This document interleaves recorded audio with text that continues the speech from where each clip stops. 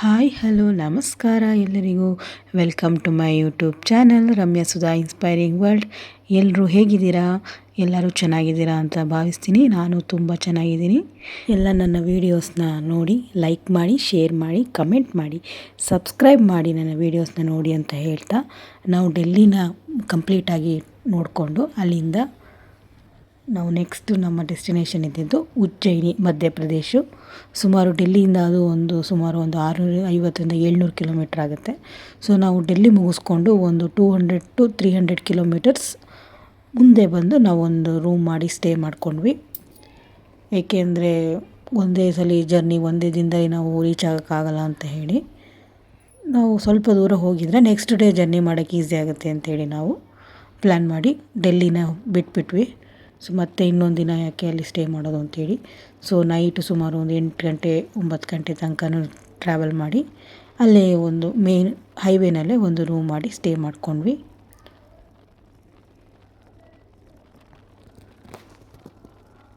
So ನಾವು ಹೋಗಿದ್ದ route ನಿಮಗೆ ಗೊತ್ತು. ನಾವು ಪೂರಿ ಜಗನ್ನಾಥ್ ನೋಡಿಕೊಂಡು ಕಾಶಿ, ಅಯೋಧ್ಯೆ ನೋಡಿ ಡೆಲ್ಲಿ ಹೋಗಿ, ಈಗ ಡೆಲ್ಲಿಯಿಂದ ನಾವು ವಾಪಸ್ ನಮ್ಮ ಒಂದು ಸ್ಥಳಕ್ಕೆ ರಿಟರ್ನ್ ಬರೋ ರೂಟಲ್ಲಿ ಏನೇನು ಕವರ್ ಮಾಡ್ಬೋದು ಅದನ್ನು ಕವರ್ ಮಾಡೋಣ ಅಂಥೇಳಿ. ಸೊ ನಾವು ಬರ್ತಾ ರೂಟಲ್ಲಿ ಸಿಗುವಂಥದ್ದು ಮಧ್ಯಪ್ರದೇಶ.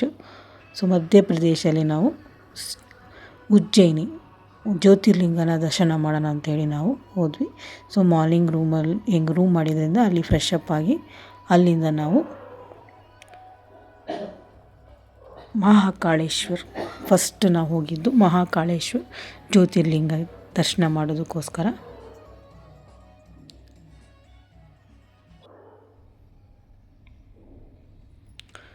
ಸೊ ನಾವು ಹೋಗಿದ್ದು ಟೈಮಲ್ಲಿ ರಶ್ ಇರಲಿಲ್ಲ ಅಂತ ಹೇಳ್ಬೋದು. ನಾವು ಟಿ ವಿನಲ್ಲಿ ಎಲ್ಲ ಕಡೆ ನೋಡ್ತೀವಿ ಮಹಾಕಾಳೇಶ್ವರ ಅಥವಾ ಓಂಕಾರೇಶ್ವರ ಏನು ಅನ್ಬೋದು, ಅಲ್ಲೆಲ್ಲ ತುಂಬ ರಶ್ ಇರುತ್ತೆ ಅಂತ ಹೇಳಿ. ಸೊ ನಾವು ನಾವು ಹೋಗಿದ್ದ ಟೈಮ್ ಆಗಿತ್ತು. ಸೊ ಹಾಗಾಗಿ ನಮಗೇನಂತ ರಶ್ ಕಂಡು ಬರಲಿಲ್ಲ. ನಾರ್ಮಲಾಗಿ ನಾವು ಕ್ಯೂನಲ್ಲೇ ಹೋಗಿ 1 ಅವರಲ್ಲಿ ನಮಗೆ ದರ್ಶನ ಮುಗೀತು. ಸೊ ನಾವು ಹೋಗಿ ರೀಚ್ ಆಗಿದ್ದು ಮಧ್ಯಾಹ್ನ ಆಗಿತ್ತು.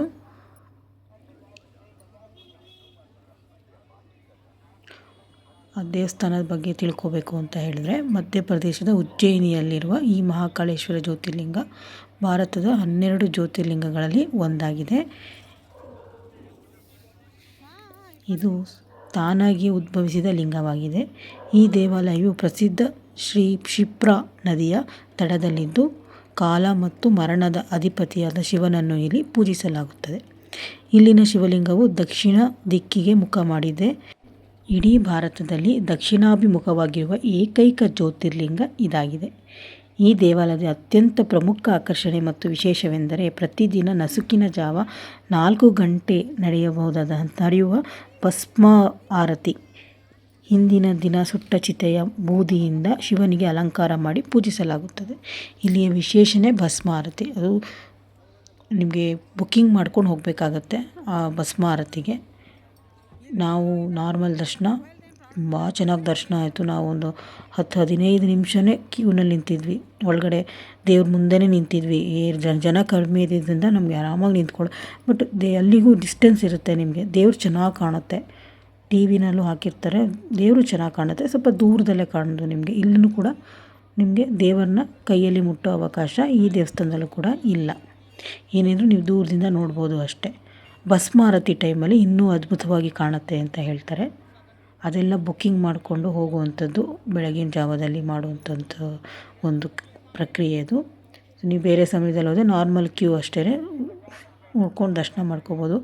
ನಾವು ಕೂಡ ಅಲ್ಲಿ ಮಹಾಕಾಳೇಶ್ವರ್ಗೆ ಹೋಗಿ ನೀವು ಹಣೆಗೆ ಮಹಾಕಾಳ ಅಂತ ಹಾಕ್ಕೊಳ್ದೆ ಹೋದರೆ ಏನು ಬಂತು ಭಾಗ್ಯ ಅಂತ ಅಂದಂಗೆ, ನಾವು ಕೂಡ ಮಹಾಕಾಳನ್ನ ಒಂದು ಅರಿಶಿನ ಕುಂಕುಮದಲ್ಲಿ ನಾವು ಕೂಡ ಹಣೆಗೆ ಹಚ್ಚಿಸ್ಕೊಂಡ್ವಿ.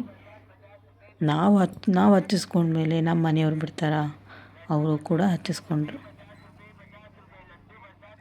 ಮಹಾಕಾಳ್ ಅಂತ ಹೇಳಿ ನಾವು ಕೂಡ ಹಚ್ಕೊಂಡು ದೇವ್ರ ದರ್ಶನಕ್ಕೆ ಹೋದ್ವಿ.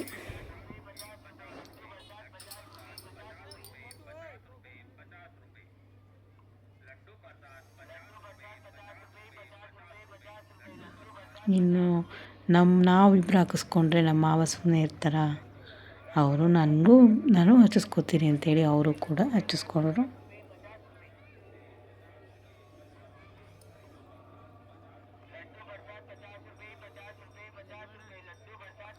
ಈಗ ನೀವು ನೋಡುವಂಥದ್ದು ಮಹಾಕಾಳೇಶ್ವರನ ದೇವರು ಇದೇನೆ ವಿಗ್ರಹ. ನೀವು ಇದೇ ರೀತಿ ಕಾಣುತ್ತೆ. ಇದು ಅಲಂಕಾರ ಮಾಡಿದಾಗ ಕಾಣುವಂಥದ್ದು. ಒಳಗಡೆ ಕ್ಯಾಮ್ರಾ ಅಲೋ ಇಲ್ಲದೆ ಇರೋದ್ರಿಂದ ನಾವು ಮೊಬೈಲ್ ತೊಗೊಂಡೋಗೋಕ್ಕಿಲ್ಲ. ಹೊರಗಡೆನೇ ಕೌಂಟರ್ ಇದೆ. ಸೊ ಕೌಂಟರಲ್ಲಿ ನೀವು ಮೊಬೈಲ್ನ ಡೆಪಾಸಿಟ್ ಮಾಡಿ ಹೋಗಿ ಬಂದು ವಾಪಸ್ ನೀವು ಮೊಬೈಲ್ನ ಕಲೆಕ್ಟ್ ಮಾಡ್ಕೋಬೋದು.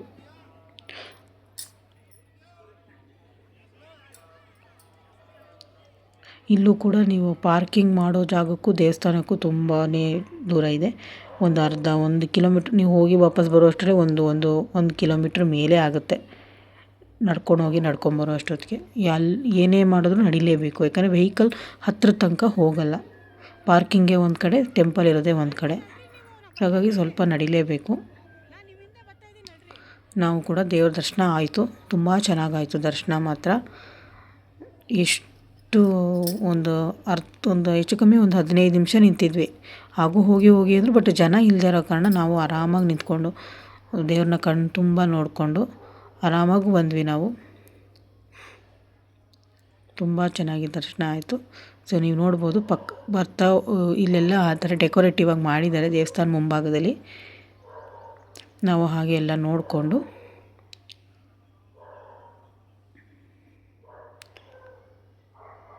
ಕಂಪ್ಲೀಟ್ ಇದು ಹೊರಗಡೆ, ದೇವಸ್ಥಾನದಿಂದ ಹೊರಗಡೆ ಇರುವಂಥದ್ದು. ಇದೇ ದೇವಸ್ಥಾನದ ಒಂದು ಫ್ರಂಟ್ ಎಂಟ್ರೆನ್ಸ್ ಇದು. ಬಲಭಾಗದಲ್ಲಿ ಹೋಗ್ತಾ ಇರೋರು ದರ್ಶನಕ್ಕೆ ಹೋಗ್ತಾ ಇದ್ದಾರೆ. ಮುಗಿಸ್ಕೊಂಡು ಈ ಕಡೆ ವಾಪಸ್ ಹೋಗ್ತಾ ಇರೋದು. ಆಂಜನೇಯನ ಒಂದು ಸ್ಟ್ಯಾಚು ಕೂಡ ಇದೆ. ಅಲ್ಲಿ ನೋಡಿ ನೃತ್ಯ ಮಾಡುವಂಥ ನಟರಾಜನ ಒಂದು ಸ್ಟ್ಯಾಚು ಕೂಡ ಇದೆ. ಸೊ ನಾವು ಅಲ್ಲಿಂದ ಮುಗಿಸ್ಕೊಂಡು ನಾವು ಮತ್ತೊಂದು ಜ್ಯೋತಿರ್ಲಿಂಗ ದರ್ಶನ ಮಾಡೋಣ ಅಂತೇಳಿ ಹೊರಟ್ವಿ. ಅದೇ ಓಂಕಾರೇಶ್ವರ ಜ್ಯೋತಿರ್ಲಿಂಗ. ಅಲ್ಲಿ ಕೂಡ ನಾವು ಇಲ್ಲಿ ಮುಗಿಸ್ಕೊಂಡು ನಾವು ಅಲ್ಲಿ ರೀಚ್ ಆಗೋ ಅಷ್ಟರಲ್ಲಿ ನೈಟ್ ಆಯಿತು. ಯಾಕಂದರೆ ಅಲ್ಲಿಂದ ಅದು ಸುಮಾರು ಒಂದು 100 ಕಿಲೋಮೀಟ್ರ್ ಮೇಲಾಗುತ್ತೆ ನಿಮಗೆ. ಮಹಾಕಾಳೇಶ್ವರಿಂದ ಓಂಕಾರೇಶ್ವರ ಹೋಗೋ ಅಷ್ಟರಲ್ಲೇ ಅಲ್ಲಿಂದ ಒಂದು 2-3 ಅವರ್ಸ್ ಬೇಕು ನಿಮಗೆ. 2-3 ಅವರ್ಸ್ 4 ಅವರ್ಸೇ ಬೇಕು ಅನಿಸುತ್ತೆ ಮಹಾಕಾಳೇಶ್ವರಿಂದ ಓಂಕಾರೇಶ್ವರ್ಗೆ. ಸೊ ನಾವು ಹಾಗಾಗಿ ಅಲ್ಲಿಂದ ಹೊರಟ್ವಿ. ನೈಟ್ ಆಗಿದ್ದರಿಂದ ಮತ್ತೆ ಅಲ್ಲೇ ಒಂದು ರೂಮ್ ಮಾಡಿ ಸ್ಟೇ ಆಗಿ ಅಲ್ಲಿಂದ ಮಾರ್ನಿಂಗು ಸುಮಾರು 1 ಅವರ್ ಜರ್ನಿ ಇತ್ತು ಈ ಒಂದು ಹೋಟೆಲಿಂದ ಓಂಕಾರೇಶ್ವರ್ಗೆ. ಸೊ ಹೋಗೋಣ ಅಂಥೇಳಿ ನೈಟು ಅಲ್ಲೇ ಒಂದು ರೂಮ್ ಮಾಡಿ ಸ್ಟೇ ಮಾಡಿಕೊಂಡು ಮಾರ್ನಿಂಗ್ ಬೇಗ ಎದ್ದು ರೆಡಿಯಾಗಿ ಓಂಕಾರೇಶ್ವರ್ಗೆ ನಾವು ಹೊರಟ್ವಿ. ಬೇಗನೆ ಹೊರಟ್ವಿ. ಒಂದು 8 ಗಂಟೆ 8:30 ಅಷ್ಟೊತ್ತಿಗೆ ಹೊರಟ್ವಿ ಓಂಕಾರೇಶ್ವರ ಕಡೆ. ಮಾರ್ನಿಂಗ್ ಅಲ್ಲಿ 8:30 ನಾವು 9 ಗಂಟೆ ಅಷ್ಟೊತ್ತಿಗೆ ಓಂಕಾರೇಶ್ವರಲ್ಲಿ ಇದ್ವಿ. ಸೊ ಓಂಕಾರೇಶ್ವರ ಬಂದು ಮತ್ತೊಂದು ಜ್ಯೋತಿರ್ಲಿಂಗ ಇದು. ಇದ್ರ ಬಗ್ಗೆ ಒಂದು ಸಣ್ಣ ಮಾಹಿತಿ. ಓಂಕಾರೇಶ್ವರ ದೇವಾಲಯವು 2 ವಿಭಿನ್ನ ಹಾಗೂ ಪ್ರಸಿದ್ಧ ಸ್ಥಳಗಳನ್ನು ಸೂಚಿಸುತ್ತಾ ಭಾರತದ 12 ಜ್ಯೋತಿರ್ಲಿಂಗಗಳಲ್ಲಿ ಒಂದಾದ ಮಧ್ಯಪ್ರದೇಶದ ಓಂಕಾರೇಶ್ವರ ದೇವಾಲಯವು ಖಾಂಡ್ವಾ ಜಿಲ್ಲೆಯ ನರ್ಮದಾ ನದಿಯ ಮಧ್ಯೆ ಇರುವ ಮಂದಾತ ಎಂಬ ದ್ವೀಪದಲ್ಲಿದೆ. ಈ ದ್ವೀಪವು ಹಿಂದೂ ಧರ್ಮದ ಪವಿತ್ರ ಓಂಕಾರದ ಆಕಾರದಲ್ಲಿದೆ. ಲಿಂಗದ ಹಿಂಭಾಗದಲ್ಲಿ ಪ್ರತ್ಯೇಕವಾಗಿ ಪಾರ್ವತಿಯ ಶ್ವೇತವರ್ಣದ ಮೂರ್ತಿ ಇದೆ. ಓಂಕಾರೇಶ್ವರ ದೇವಾಲಯ ನೋಡಿದ ನಂತರ ಅಮಲೇಶ್ವರ ದೇವಾಲಯವನ್ನು ನೋಡಬಹುದು. ಸೊ ಇದೇ ನೋಡಿ ಓಂಕಾರೇಶ್ವರ ದೇವಸ್ಥಾನ. ಇಲ್ಲೂ ಕೂಡ ಅಷ್ಟೇ ಪಾರ್ಕಿಂಗ್ ಮಾಡಿ, ಈ ರೈಟ್ ಸೈಡಲ್ಲಿ ಪಾರ್ಕಿಂಗ್ ಇದೆ. ಸೊ ಲೆಫ್ಟಲ್ಲಿ ನೀವು ದೇವಸ್ಥಾನ ಕಡೆ ಹೋಗೋದಕ್ಕೆ ದಾರಿ ಇದೆ. ಇಲ್ಲಿಂದ ನೀವು ನಡ್ಕೊಂಡೇ ಹೋಗಬೇಕು. ಮತ್ತೊಂದು ಇಲ್ಲಿ 2 ರೀತಿಯಲ್ಲಿ ಹೋಗ್ಬೋದು. ಒಂದು ಬ್ರಿಡ್ಜ್ ಮೇಲೆ ಹೋದರೂ ದೇವಸ್ಥಾನಕ್ಕೆ ಹೋಗ್ಬೋದು. ನಿಮಗೆ ಬ್ರಿಡ್ಜ್ ಮೇಲೆ ಬೇಡ, ನಾವು ಬೋಟಲ್ಲಿ ಹೋಗ್ತೀನಿ ಅಂತಂದರೆ ಕೆಳಗಡೆ ಈ ಕಡೆಯಿಂದ ಆ ಕಡೆ ಹೋಗೋಕ್ಕೆ ಬೋಟಿಂಗ್ ಫೆಸಿಲಿಟಿ ಕೂಡ ಇದೆ. ಪೇ ಮಾಡಿ ನೀವು ಬೋಟಲ್ಲಿ ಕೂಡ ದೇವಸ್ಥಾನಕ್ಕೆ ಹೋಗ್ಬೋದು. ಸೊ ನಡ್ಕೊಂಡು ಹೋಗ್ತೀನಿ ಅನ್ನೋರು ಬ್ರಿಡ್ಜ್ ಮೇಲೆ ಹೋಗ್ಬೋದು. ನಾವು ಕೂಡ ಬ್ರಿಡ್ಜ್ ಮೇಲೇ ಹೋದ್ವಿ. ತುಂಬ ಚೆನ್ನಾಗಿದೆ ಮಾತ್ರ ನೋಡೋದಕ್ಕೆ. ನೀವು ಹೇಳೋದಲ್ಲ, ಆ ಸ್ಥಳಕ್ಕೆ ಹೋಗಿ ನೋಡಿದಾಗಲೇ ನಿಮಗೆ ಅದರ ಒಂದು ವಿಶೇಷತೆ ಏನೋ ತಿಳ್ಕೊಳಕ್ಕಾಗೋದು. ನಾವು ಕೂಡ ವೀಡಿಯೋಸಲ್ಲಿ ನೋಡಿದ್ವಿ ಅಷ್ಟೇ ಹೊರತು ಡೈರೆಕ್ಟಾಗಿ ನೋಡಿರಲಿಲ್ಲ. ಇಲ್ಲಿ ನೋಡ್ಬೋದು, ನಾವು ಬೆಳಗ್ಗೆ ಬೇಗ ಹೋಗಿದ್ದರಿಂದ ಸುಮಾರು ಅಂಗಡಿಗಳು ಇನ್ನೂ ಓಪನ್ ಆಗಿಲ್ಲ. ನಾವು ಬೇಗನೆ ದರ್ಶನ ಮಾಡ್ಕೊಂಡು ಆಮೇಲೆ ನಾವು ತಿಂಡಿ ತಿಂದ್ವಿ. ಫಸ್ಟು ದೇವ್ರ ದರ್ಶನ ಮಾಡ್ಕೊಂಬಿಟ್ವಿ. ಬೇಗನೆ ರೀಚ್ ಆಗಿದ್ದರಿಂದ. ಸೊ ಅಲ್ಲೂ ರಶ್ ಇರಲಿಲ್ಲ, ಜನ ಇರಲಿಲ್ಲ. ಸುಮಾರು ನೀವು ನಂಬಲ್ಲ, ಒಂದು ಅರ್ಧ ಗಂಟೆಯಲ್ಲಿ ದರ್ಶನನೇ ಆಗೋಯ್ತು ಬೇಗ. ನಾವು ದೇವಸ್ಥಾನಕ್ಕೆ ಹೋಗೋಕ್ಕೆ ಟೈಮ್ ಅಷ್ಟೇ ಹೊರತು ದರ್ಶನಕ್ಕಂತೂ ನಿಜ ಒಂದು ಸ್ವಲ್ಪನೂ ಟೈಮ್ ಆಗಲಿಲ್ಲ. ಹೋಗೋದಷ್ಟೇ ಟೈಮ್, ಯಾಕಂದ್ರೆ ನಾವು ನಡ್ಕೊಂಡು ಹೋಗೋದ್ರಿಂದ ಇಲ್ಲಿಂದ ಅಲ್ಲಿಗೆ ಹೋಗೋಷ್ಟೊತ್ತಿಗೆ ಒಂದು ಅರ್ಧ ಗಂಟೆ ತೊಗೊಳುತ್ತೆ. ಅಲ್ಲೇನಿಲ್ಲ, ನೀವು ಒಳಗಡೆ ಕ್ಯೂನಲ್ಲಿ ಹೋಗ್ತಾಯಿದ್ರೆ ಸುಮ್ಮನೆ ಹೋಗಿ ದರ್ಶನ ಮಾಡ್ಕೊಂಡು ಬಂದಿದ್ದಷ್ಟೇ.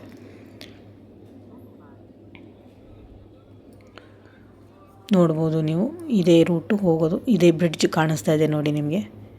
ನೀವು ಬೋಟಿಂಗ್ ಹೋಗಬೇಕು ಅಂದರೆ ಇಲ್ಲಿಗೆ, ಅದಕ್ಕೆ ಬೇರೆ ಇದೆ, ಅಲ್ಲಿ ಹೋದರೆ ಬೋಟಿಂಗ್ ಹೋಗ್ಬೋದು ನೀವು. ಇಲ್ಲ ಅಂದರೆ ಈ ಬ್ರಿಡ್ಜ್ ಮೇಲೆ ಆರಾಮಾಗಿ ನಡ್ಕೊಂಡು ಹೋಗ್ಬೋದು.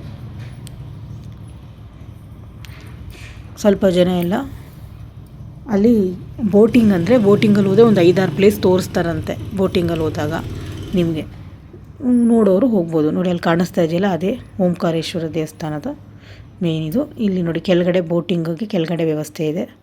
ಅದು 4-5 ಸ್ಥಳಗಳನ್ನ ತೋರಿಸಿ ನಿಮ್ಮನ್ನು ಡ್ರಾಪ್ ಮಾಡ್ತಾರೆ ಅವರು ಬೋಟಿಂಗಲ್ಲಿ. ನಮಗೆ ಸಮಯ ತುಂಬ ಕಡಿಮೆ ಇದ್ದಿದ್ದರಿಂದ ನಾವು ಬೋಟಿಂಗ್ ಹೋಗಲಿಲ್ಲ. ನಮ್ಮ ಉದ್ದೇಶ ಇದ್ದಿದ್ದು ಆನ್ ದಿ ವೇ ಏನೇನಾಗುತ್ತೆ ಅದನ್ನು ಕವರ್ ಮಾಡ್ಕೊಂಡು ಬರೋವಂಥದ್ದು. ಇನ್ನು ಡೀಟೇಲಾಗಿ ಹೋಗಬೇಕು ಅಂದಾಗ ನೀವು ಅದು ಸ್ಥಳಕ್ಕೆ ಹೋಗಿ ಅಲ್ಲಿ ಒಂದು ದಿನ 2 ದಿನ ಇದ್ದು ಕಂಪ್ಲೀಟಾಗಿ ನೋಡಿಕೊಂಡು ಬರಬೇಕಾಗತ್ತೆ. ಸೊ ನಮಗೆ ಅಷ್ಟು ಸಮಯ ಇರಲಿಲ್ಲ. ನಮ್ಮ ಉದ್ದೇಶ ಒಂದೇ ಹೊರತು ಪ್ಲೇಸಸ್ನ ನೋಡಬೇಕು. ಅದು ಎಷ್ಟು ಆಗುತ್ತೋ ಅಷ್ಟು ನಾವು ಟೈಮ್ ಕಮ್ಮಿನಲ್ಲಿ ಏನು ನೋಡ್ಬೋದು, ಮುಖ್ಯವಾದ ಸ್ಥಳನ ನೋಡ್ಕೊಂಡು ಬರೋಣ ಅನ್ನೋದು ನಮ್ಮ ಪ್ಲ್ಯಾನ್ ಇದ್ದಿದ್ದು ಅಷ್ಟೇ. ಸೊ ಹಾಗಾಗಿ ಜ್ಯೋತಿರ್ಲಿಂಗ ದರ್ಶನ ಆಗಬೇಕಿತ್ತು, ಜ್ಯೋತಿರ್ಲಿಂಗ ದರ್ಶನ ಮಾಡಿದ್ವಿ. ನಿಮಗೂ ಕೂಡ ಮಾಡಿಸ್ತಾ ಇದ್ದೀವಿ ನೋಡಿ. ಓಂಕಾರೇಶ್ವರ ದೇವಸ್ಥಾನದ ಮೇಯ್ನ್ ಟೆಂಪಲ್ ಇದು. ನೋಡ್ಬೋದು ನಿಮಗೆ ಫುಲ್ ಆ ಸೈಡ್ ಈ ಸೈಡೆಲ್ಲ ಫುಲ್ ಗ್ರಿಲ್ಸ್ ಹಾಕ್ಬಿಟ್ಟಿದ್ದಾರೆ ನಿಮಗೆ.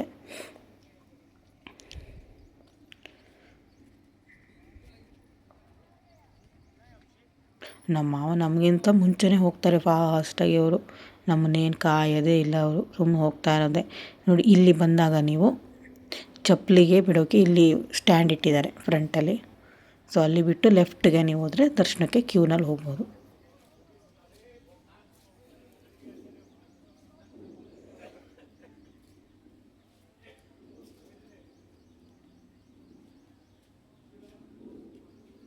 ನೋಡಿ ಅಲ್ಲಿ ಟಿ ವಿನಲ್ಲಿ ಎಲ್ಲ ಕಡೆ ಟಿ ವಿನಲ್ಲಿ ಹಾಕಿರ್ತಾರೆ, ನೋಡಿಕೊಂಡು ಹೋಗ್ಬೋದು.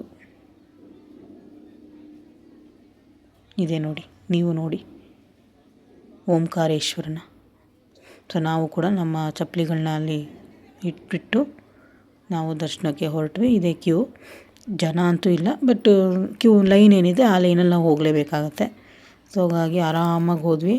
ಒಂದು 8 ಗಂಟೆಗೆ 8:15 ನಾವು ಹೋಗಿದ್ದು, 9:30 ಅಷ್ಟೊತ್ತಿಗೆಲ್ಲ ನಮಗೆ ದರ್ಶನ ಆಗಿ ಹೊರಗಡೆಗೆ ಬಂದ್ವಿ. ಇಲ್ಲೂ ಕೂಡ ಮೊಬೈಲ್ ಅಲೋ ಇಲ್ಲ ಅಂತ ಏನಿಲ್ಲ, ಮೊಬೈಲ್ ನಮ್ಮ ಹತ್ರ ಇಟ್ಕೋಬೋದು. ವೀಡಿಯೋ ಮಾಡೋ ಹಾಗಿಲ್ಲ ಅಷ್ಟೇ. ಕ್ಯಾಮ್ರಾ ಫೋಟೋ ತೆಗಿಬಾರ್ದು ಅಂತೇಳಿ ಬೋರ್ಡ್ ಹಾಕಿದ್ದಾರೆ. ಬಟ್ ಅಲ್ಲಿ ದೇವ್ರ ದರ್ಶನಕ್ಕೆ ಹೋದಾಗ ಅಲ್ಲೊಬ್ಬರು ಲೇಡಿ ಇದ್ದರು, ಅಂದರೆ ಪೊಲೀಸವರು. ಹೆಂಗೆ ಹೇಳ್ದು ಜನನೇ ಇಲ್ಲ, ಆದರೂ ಕೂಡ ನಿಮ್ಮನ್ನು ಕೈಯಲ್ಲಿ ಹಿಡಿದು ತಳ್ತಾರೆ.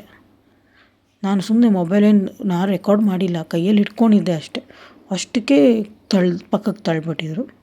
ಇನ್ನು ಜನ ಇದ್ದರೆ ಇನ್ನು ಹೇಗೆ ತಳ್ತಾರೋ ಗೊತ್ತಿಲ್ಲ. ಅಷ್ಟು ಜನನೇ ಇಲ್ಲ ಅಂದರೂ ಕೂಡ ಈ ರೀತಿ ಅವ್ರು ಮಾಡೋವಾಗ ಇನ್ನು ಜನ ಇದ್ದರೆ ಮತ್ತು ಇನ್ನು ಹೇಗೆ ನಡ್ಕೋತಾರೆ ಹೇಳಿ. ಏನು ಮಾಡೋಕ್ಕಾಗಲ್ಲ. ಇಂಥ ಕಡೆ ಬಂದಾಗ ನಾವು ಕೂಡ ಅಡ್ಜಸ್ಟ್ ಮಾಡ್ಕೊಳ್ಳೇಬೇಕು, ಲ್ಯಾಂಗ್ವೇಜ್ ಪ್ರಾಬ್ಲಮ್ಸ್ ಇರುತ್ತೆ. ಸೊ ಹಾಗಾಗಿ ನಾವು ಏನೂ ಇದು ಮಾಡ್ಕೊಳ್ಳಿಲ್ಲ, ಆರಾಮಾಗಿ ಹೋದ್ವಿ. ದರ್ಶನ ಮಾಡಿಕೊಂಡು ಫೋಟೋಗ್ರಫಿ ಅಲೋ ಇಲ್ಲದೆ ಇರೋ ಕಾರಣ ಎಲ್ಲಿ ತನಕ ಫೋಟೋಗ್ರಫಿ ಇತ್ತು ಅಲ್ಲಿ ತನಕ ವೀಡಿಯೋಗೆ ಮಾಡಿದೆ. ಎಲ್ಲಿಂದ ಇಲ್ಲ ಅಲ್ಲಿಂದ ನಾವು ಮಾಡೋಕ್ಕೆ ಹೋಗಲಿಲ್ಲ ಅಷ್ಟೇ. ನೀವು ನೋಡ್ಬೋದು ಅಲ್ಲಿ ಬೋಟಿಂಗ್ ನೋಡಿ, ಎಷ್ಟು ಬೋಟ್ಗಳಿವೆ ಅಲ್ಲಿ. ಮಿನಿಮಮ್ ಫಿಕ್ಸ್ ಮಾಡಿರ್ತಾರಂತೆ. ನಾವು ಅಷ್ಟು ಡೀಟೇಲಾಗಿ ವಿಚಾರಿಸೋಕ್ಕೆ ಹೋಗಲಿಲ್ಲ. ಹೋಗಿದ್ರೆ ನಾವು ಒಂದು ಹಾಫ್ ಡೇ ಅಲ್ಲೇ ಟೈಮ್ ಸ್ಪೆಂಡ್ ಮಾಡಿದರೆ ನಾವು ಕೂಡ ಎಲ್ಲ ನೋಡಬಹುದಿತ್ತು.